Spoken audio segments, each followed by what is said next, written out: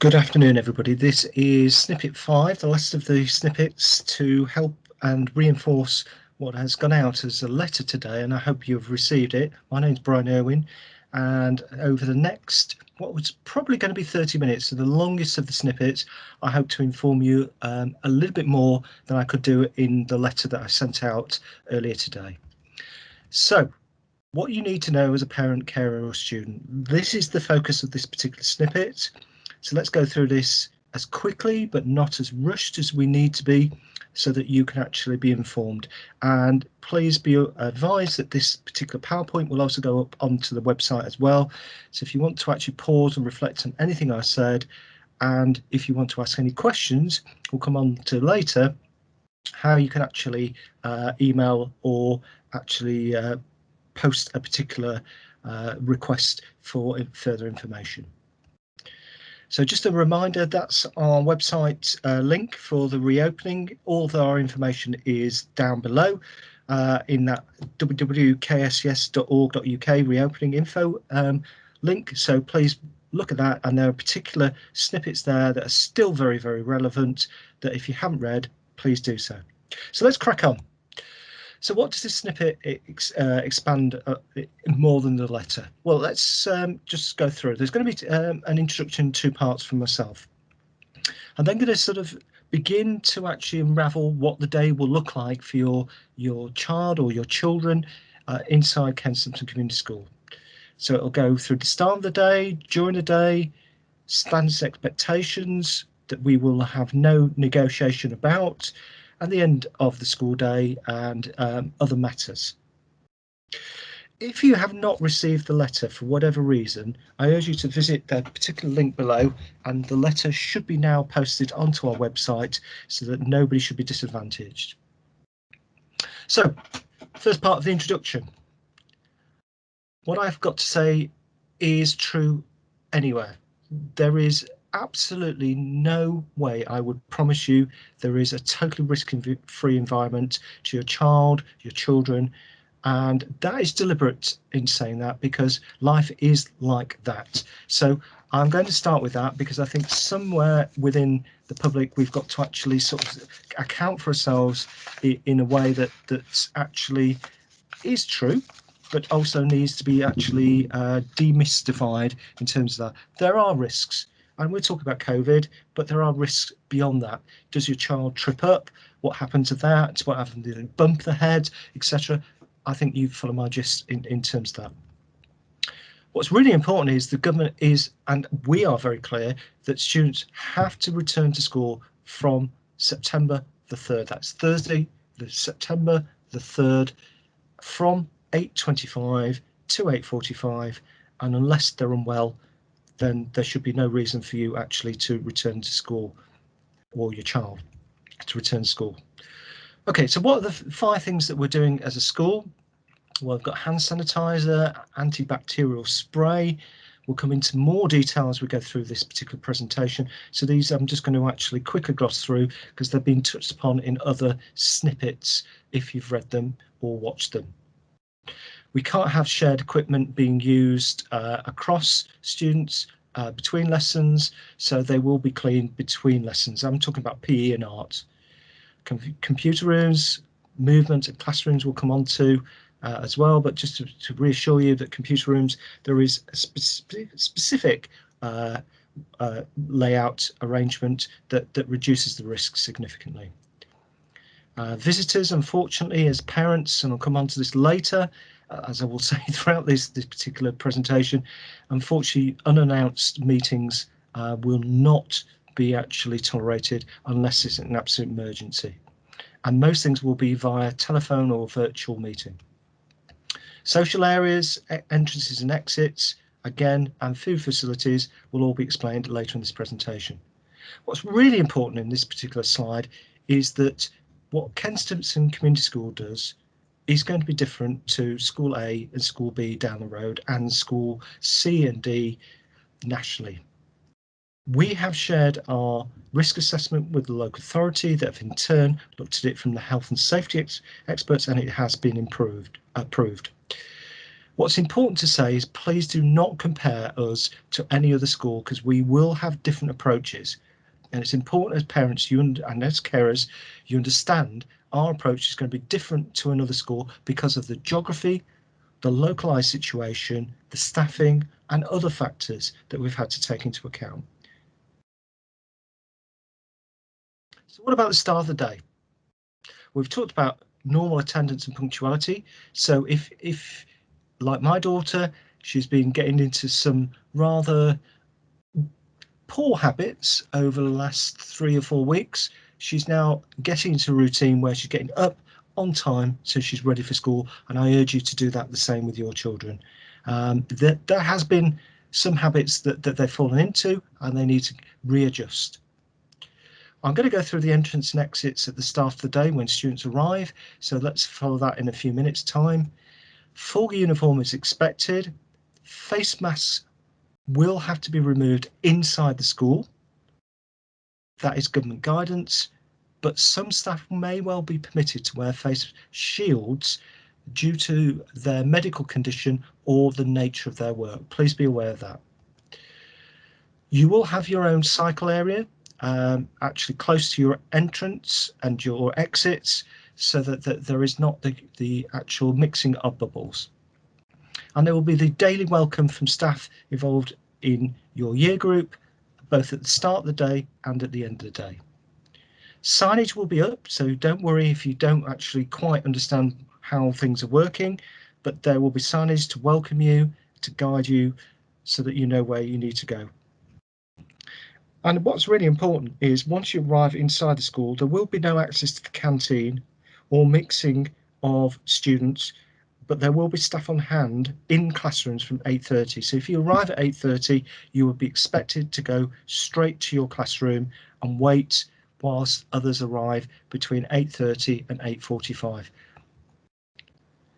Okay, we've got the reopening link there again, very keen to actually promote that. So where are the entrances and exits? You can see these here. I'm going to pause and reflect.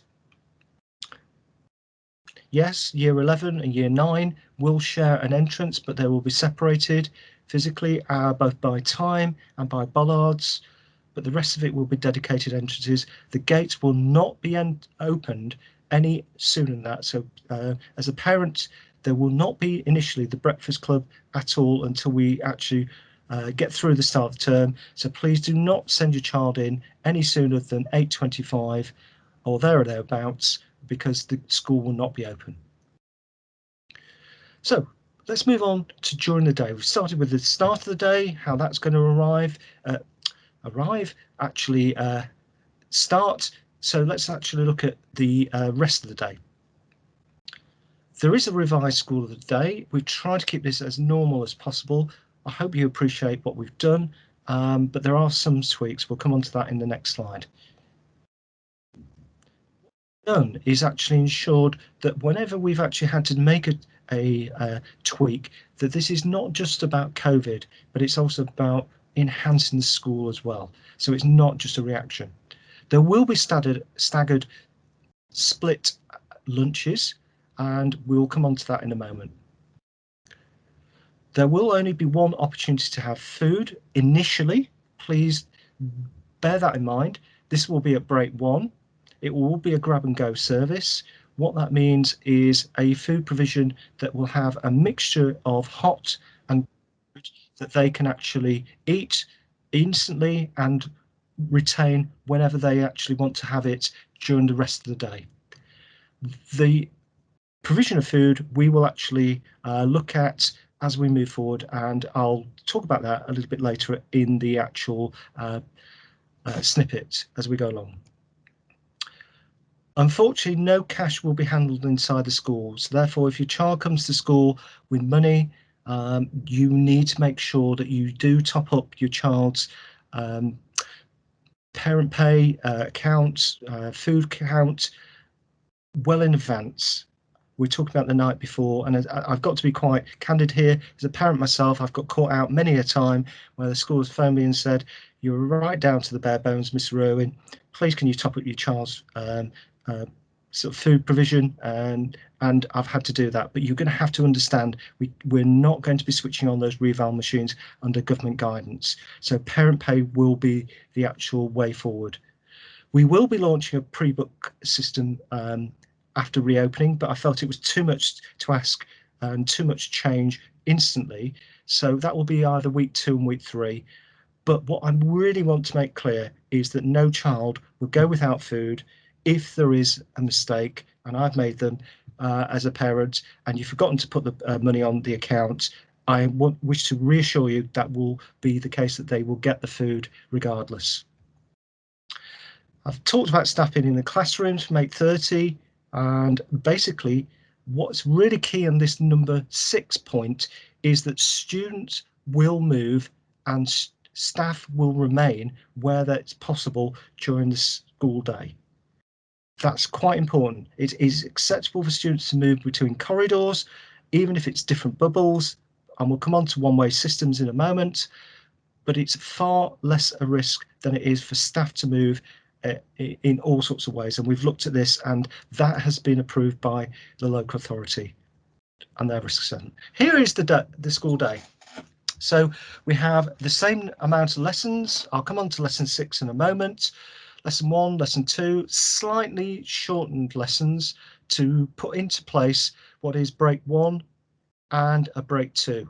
Now your child doesn't have a full hour break, so let's just go through break 1 on the left hand side. They will have a food provision initially at the start of break 1, 10:35, or a little bit earlier for year 7 as they get to know the school, and then they'll go on to reading or oracy, which will be a discussion, and that's really what it means for the second half. So it'll be a half an hour break followed by half an hour of reading. In break 2, as we move forward, they will have a social time and they will have pastoral care. And we're calling that pastoral care to rebrand our tutor time. So not every year group will be on at the same time. And if you look on the right hand side, the green area, you can see the entrances that I've repeated before, the cycle areas, and the timing of the particular social times, food provision. At the end of the day, there will be a staggered exit, and that means for years 10 and post 16 they will leave at 3:15, followed by a 5-minute gap for years 7 to 9. Not too much of a inconvenience, but still worth noting. There will be a lesson 6 as we move through the start of the term, and hopefully as soon as possible. This was really well taken up by students in year 11, welcomed, and a high uptake where they stayed behind after school for up to what was 45 minutes to catch up on one of their particular subjects on a particular night of the week. A timetable will be provided by Miss Harvey and Mr. Hussein, and the same will apply for post 16. So there we go. We're just going to go through the break 1 food provision. What you've got there is year 7, so they'll have their food provision, a grab and go initially. Remember, this won't be stuff that can spoil, or if it is hot food, they might have pasta, they might have a pasty, they might have sausage roll, they might have something that vegetarian that's hot in amongst other things that they can store and not eat straight away, so they don't have to just be forced to eat at a particular time. The food provision will be in one side of the canteen that's been divided off. They'll have a particular dedicated social area. You can see their caged area for maybe sporting activities, and then a quiet area for non-sporting activities. If the weather's bad, there is the particular designated area. And we'll come on to the library in a moment, but there are particular needs and particular things that they need to do there if they're going to access the library. We're going to try and actually zone the toilets, although there's no particular guidance in the government's recent guidance that says we can't have different year groups accessing toilets, but we're going to try and do that. And you can flip it round. You can see that after year 7 have had their first 30 minutes in break 1, they will go to their tutor base, and then other year groups will actually follow. I'll pause there just for allowing you to actually read that. So at any one time, we won't have the whole school actually on a social or a break time or food time. And there we are on to break 2, part A, first 25 minutes, part B, second 25 minutes. Again, no food provision initially in break 2, and we'll come on to that in a minute in terms of what we're going to do to adapt that. So we talked about the food provision. So initially it's grab and go. On there, we're trying to restrict the biometrics in use. On there, we're going to have hand sanitizers for them to actually wipe it down before in use. Clearly, that's going to slow up things, and that's why there is a split break and one half the canteen being used and the other half being used by another year group. There will be a limited grab and go service, but there will be within weeks 3 and 4 onwards a pre-booking of food. Hopefully, as we move forward, hopefully that will reduce the amount of contact and allow you to ensure that your child can actually get the food that they want.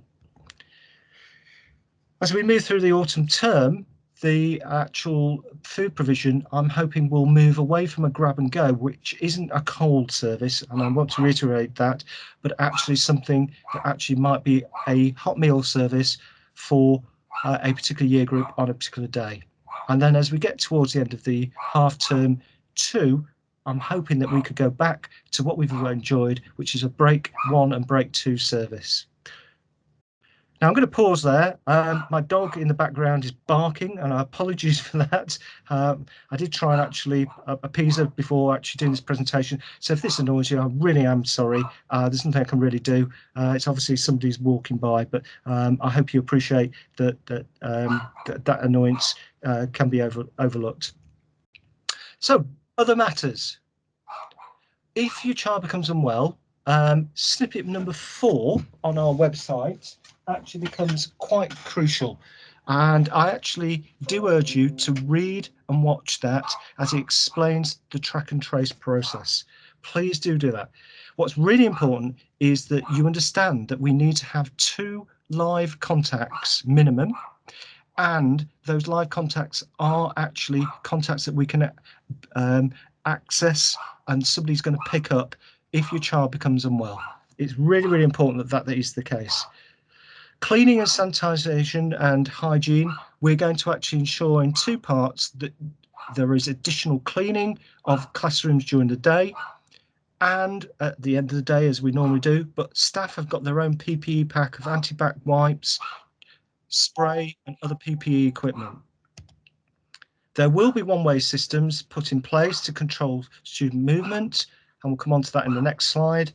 And there will be staff routinely monitoring the corridors to ensure the students are carefully controlled during the school day. Using the library means that we have to follow government guidance which has been set out, and that means that any student wishing to use the library must make sure they have a face mask on and can only be in the library for 30 minutes maximum at a time. There are other conditions that the students need to follow when using the library, and those we will actually put in an infographic as the students return to school. So we talked about the one-way systems. Here they are.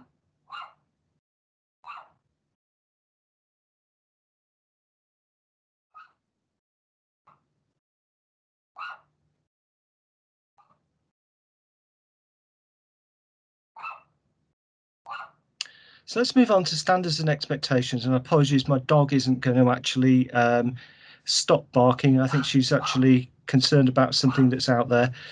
However, we have a homeschool agreement.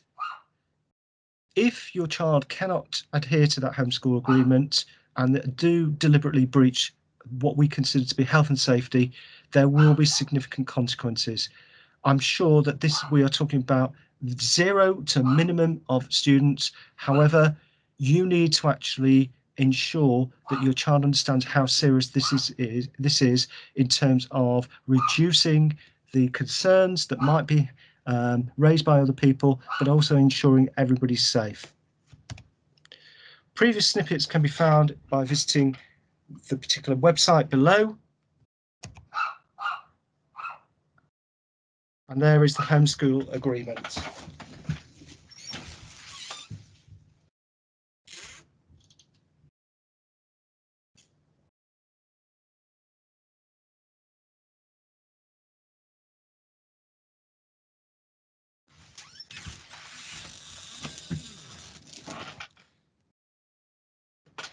So let's move on to the end of the day. It will be a staggered end to the day, with Year 10 and 11 post-16 leaving at 3:15 p.m. Years 7, 8 and 9 leaving at 3:20, 5-minute gap. So if you've got siblings, you've got students, children I should say, in each of those year groups, you just need to actually confirm with them where they should meet up outside of school. They cannot meet together inside of school and go out the exits, particularly if they've got bicycles or cycles I should say, scooters.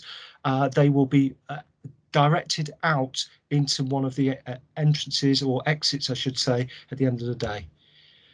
We've talked about Unit 6, and there will be time for the Unit 6 to happen for Post-16 and Year 11, and we'll talk about that in terms of the next few weeks. Track and trace. I've talked about the importance of having contacts and live contacts, and particularly I understand that some parents work in factories or warehouses where they ask them to turn it off. Then please, I urge you to give us details of somebody that is actually able to pick up the phone. It is absolutely vital that we have somebody that can actually pick up the phone, authorised to collect your child if they present particular symptoms that are unwell or there is an emergency. So you know what the actual symptoms are of particular coronavirus, so I won't go through that. Please read through snippet 4. Booking a test is absolutely vital, and on the left hand side I've got the track and trace flowchart, but if you're not actually able to read that, please I urge you to watch snippet 4, which goes through this in more detail. We are in unprecedented times, and I've had to make the decision, as of all other secondary schools in Peterborough, that we are not going to have live, as in face-to-face, parents' evenings and opening evenings. It's really sad, but we've had to do this. You cannot come on site without an appointment unless it's an emergency. And if you do arrive and there isn't an emergency, we will ask you to leave. And we're not going to make an apology for that, but we need you to understand that we can't heighten the risk by somebody coming in to school that may be asymptomatic with COVID, but actually could be leaving some of the, if you like, coronavirus disease, and we having to therefore react accordingly. If you're not clear about the guidelines, please actually look at our website and we will actually guide you through that. If you have queries, and I'm sure all of you have, then please contact the reopening@kscs.org.uk email. There is a form on the actual website, and in particular, as I move to the final slide, the web link of kscs.org.uk reopening info, because all the information will be there. I wish to thank you in advance of your support of the reopening. I can't wait to actually meet and greet students, as I've done today with a number of Year 11 students, 90 today, and whilst it may feel a little bit uneasy as a start, it will become the norm. And on that point, I wish you all the very, very best. Let's work together. Let's try and actually make sure that we can actually reopen the school in these new particular times as normal as we possibly can. I thank you for your support and look forward to that being continued over this particular challenging but exciting times. Goodbye.